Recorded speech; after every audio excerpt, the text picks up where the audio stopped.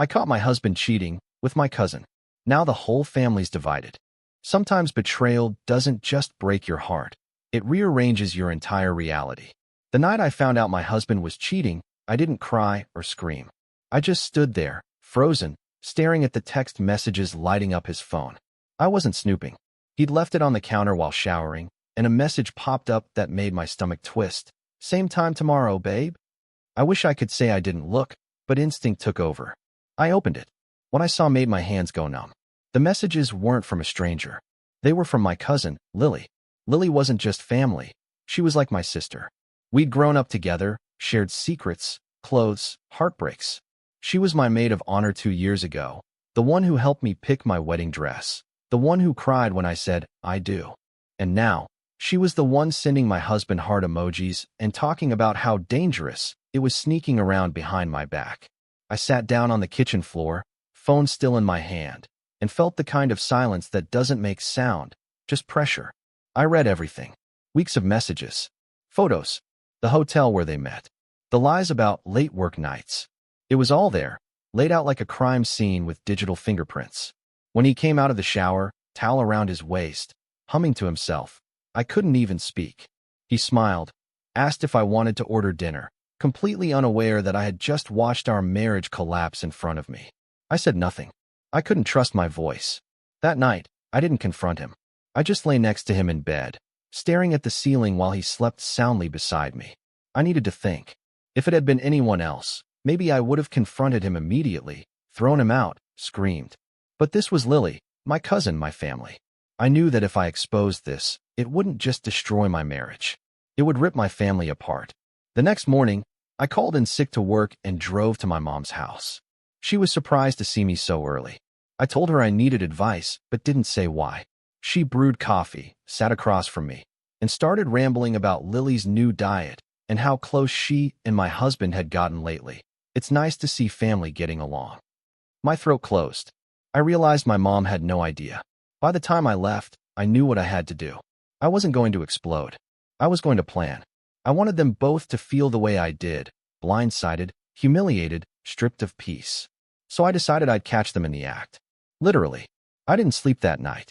I sat at the edge of my bed, replaying every conversation, every laugh, every time Lily had looked me in the eye and said, "You're so lucky to have him."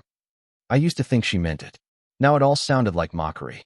The more I thought about it, the more I realized they'd been careful, almost too careful. They used his work trips as cover, her weekend yoga retreats, and family events as opportunities to sneak away. I started piecing together patterns like a detective trying to solve a murder, except the thing that had been killed was my trust. I started tracking him quietly. I didn't want to go through his phone again. I wanted something undeniable, something no one could twist into misunderstanding. He always left on Thursdays for client dinners. So that week, I followed him. My hands were shaking on the steering wheel as I trailed his car a few blocks behind, heart pounding so hard I could hear it over the radio. He pulled into a small boutique hotel across town, one I'd never heard of but instantly recognized from their texts. I waited, parked under a tree, stomach tight with rage. 10 minutes later, Lily's silver SUV pulled up beside him. I don't know how long I sat there. It felt like hours. I wanted to storm in, but I couldn't. Not yet. If I confronted them now, they'd deny everything, make me look hysterical. I needed proof. I called my friend Ava, the one person I trusted with my life, and told her everything in one breathless rush. She didn't judge. She just said, "Come back tomorrow. I'll help you get the evidence." The next day, Ava came armed with a plan and more courage than I had. We waited in the same spot, hidden across the street. When they walked in holding hands, laughing like they weren't destroying me, Ava took pictures. Clear, sharp, undeniable. My chest felt hollow watching it happen. I didn't even cry. I just went numb. That night, I printed the photos, slid them into 2 envelopes, one for him, one for her, and wrote the same note on both. You should have chosen anyone else. The following Sunday, my family had a barbecue at my parents' house. Lily was coming, and so was my husband. I decided that was the day. I placed both envelopes on the outdoor dining table before everyone arrived and sat back, waiting.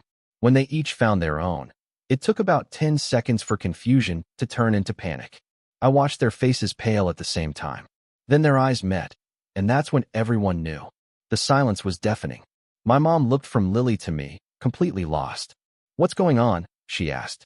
My husband stammered something about work misunderstandings, but Lily was already crying. My dad stood up, veins bulging in his neck, and demanded the truth. I didn't have to say a word. The pictures did all the talking. The moment those photos hit the table, my world split clean down the middle. My aunt screamed Lily's name like she could erase what was happening just by being louder. My dad stood frozen, trying to process the fact that his niece and son-in-law had turned our family gathering into a crime scene. My mom just looked at me. That wide, hollow look mothers get when they realize their child's life has been quietly falling apart right under their nose. Lily ran inside first, sobbing, saying it just happened once, which was a lie. My husband chased after her, pleading, trying to control the story. My uncle yelled that it was family business and that we should keep it private. I laughed, not because it was funny, but because privacy was what got us here. My voice finally came back to me, cold and steady. "You've been lying to me for 6 months. Both of you. You planned it, hid it, and smiled in my face." No one spoke. The only sound was the wind moving through the backyard trees. Then my father broke the silence. "You're leaving," he told my husband, his tone flat as stone. "Now." My husband opened his mouth, but my father's hand slammed the table. "Now." He left without looking back, his car tires spitting gravel down the driveway. Lily tried to follow him, but my aunt grabbed her arm, shaking her, crying. I didn't stay to watch them tear each other apart. I went inside, took off my wedding ring, and left it on the kitchen counter next to the empty casserole dish my mother had made that morning. For a few days, I felt nothing, just the dull exhaustion that comes after an explosion. The messages started almost immediately. My aunt begging me not to destroy the family, my mother asking me to forgive and heal, my husband sending apology after apology, each one longer and more pathetic than the last. I ignored them all, but silence didn't make it easier. At night, I kept seeing Lily's face, hearing her laugh echoing in my head. A week later, my family chose sides. My aunt stopped speaking to us. My mom tried to play peacekeeper, insisting family is family. My dad said if I ever took him back, he'd never step foot in my house again. My cousins texted me secretly, saying they supported me but couldn't say it out loud because of drama. It was like a cold civil war, fought through whispers and guilt. Eventually, I filed for divorce. He didn't fight it. Maybe because he knew there was nothing left to salvage. Lily moved away a month later, but the gossip stayed. I learned that forgiveness doesn't always mean reconciliation. Sometimes it just means choosing not to let their poison keep running through your veins. I'm still rebuilding. My peace, my sense of trust, my family in smaller, quieter ways. The truth is, I didn't just lose a husband or a cousin that day. I lost the illusion that loyalty meant something simply because you share blood. Sometimes, I look at those old wedding photos and catch Lily smiling behind me, holding my veil. I used to think that was love. Now I know it was foreshadowing. Maybe one day I'll forgive her, but not today. I found out my dad had a secret second family, and I exposed him at Christmas dinner. Every family has secrets, but mine came wrapped like a gift I never asked for. It started with a phone call that wasn't meant for me. I was at my parents' house, helping my mom decorate for Christmas, when my dad's phone buzzed on the counter. He was outside fixing the lights, so I called out, "Dad, your phone." But he didn't hear me. Then the screen lit up again, a picture of 2 little kids I didn't recognize, under the name Maya Redheart. My stomach sank. My dad wasn't the type to save contacts with hearts. I wish I could say I didn't open it, but curiosity mixed with dread is a dangerous thing. The first message was simple. "The kids can't wait to see you after the holidays." My heart stopped. I scrolled up. There were dozens more, photos, plans, birthday messages. "We miss you. The twins keep asking when Daddy's coming." Daddy. I stared at that word until it stopped making sense. At first, I thought maybe it was an affair. I wanted it to be an affair. That would have been bad enough. But this wasn't just cheating, it was a whole second life. 2 kids. A woman who clearly thought she was the only one. My dad had a secret family. For hours, I sat on the couch, numb, reading every message. My mom hummed Christmas carols in the other room, completely oblivious. It felt like watching a house fill with smoke and being the only one who smelled it. When my dad finally came back inside, smiling, his cheeks red from the cold, I couldn't even look at him. Every word he said sounded fake. Every laugh sounded rehearsed. That night, after everyone went to bed, I took screenshots of everything and emailed them to myself. My hands were shaking. I didn't know what I'd do with them, but I couldn't let the truth disappear.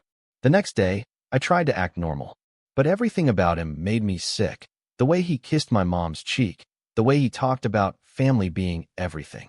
I started digging. The woman's name, Maya, was saved with a location tag. A quick search led me to a Facebook profile. Her, the kids, and him. My dad, in photos I'd never seen, smiling at a park, holding a little girl who looked exactly like me when I was 5. The caption said things like, "Our world," and "Daddy's home." That's when I stopped crying and started planning. I didn't want to tell my mom alone. I didn't want her to hear it from me while sitting on the couch in her pajamas. I wanted him to face what he'd done. No running, no lying, no twisting the truth into another performance. So I decided I'd do it where he couldn't escape. At Christmas dinner.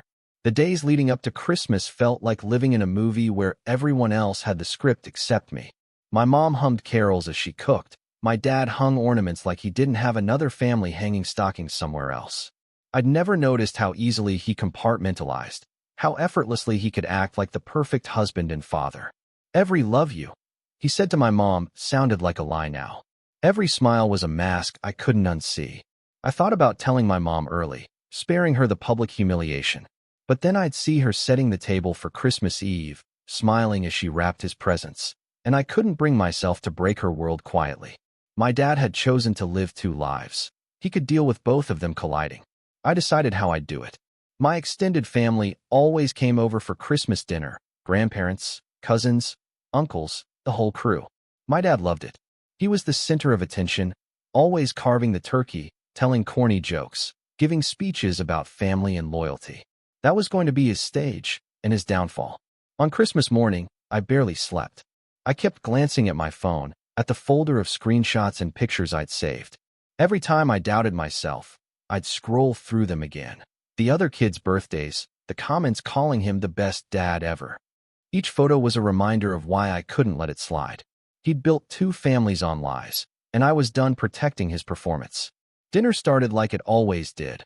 Laughter, wine, the smell of roasted turkey filling the house. My dad was in his element, charming as ever, bragging about how proud he was of his beautiful family. My mom beamed, proud of the man she thought he was. I sat there, quiet, feeling my pulse thudding in my ears. Halfway through dessert, when everyone was relaxed and full, I stood up. "Hey, Dad," I said, forcing my voice to stay calm. "Why don't you tell everyone about Maya?" The clinking of silverware stopped instantly. He blinked, confused, or maybe pretending to be. "Who?" he said, fake laugh and all. I smiled just as fake. "You know, Maya, and the twins." A ripple of confusion spread across the table. My mom's fork froze midair. My cousin coughed into her napkin. My dad's face drained of color. I pulled out my phone and opened the folder. "Maybe these will jog your memory." I turned the screen toward him. The photo of him at the park with 2 little kids filled the silence. My mom whispered his name. Once, then again, softer, like she was begging it to mean something different this time. My dad tried to stammer out an excuse, something about misunderstandings and old photos, but no one was buying it. I tapped again, scrolling through screenshots of messages, the one signed, "Love you forever." My mom covered her mouth and started crying. My uncle stood up, ready to say something, but no one knew what to say. The truth was sitting in plain sight, and all my dad could do was choke on it. "I didn't want to ruin Christmas," I said finally, my voice shaking. "But you already did that years ago." The silence after my words felt endless.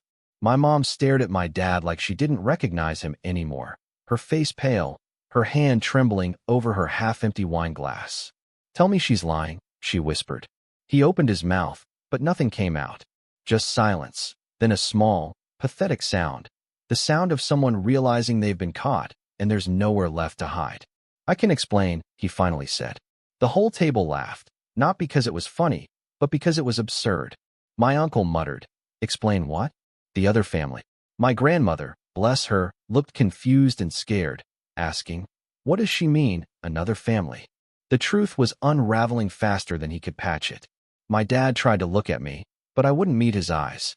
I'd spent weeks looking at those photos, reading those messages, hearing his lies in my head. I didn't need to see his face anymore. My mom stood up, so suddenly her chair fell backward. "How long?" she asked, voice sharp and shaking. "How long have you been doing this to us?"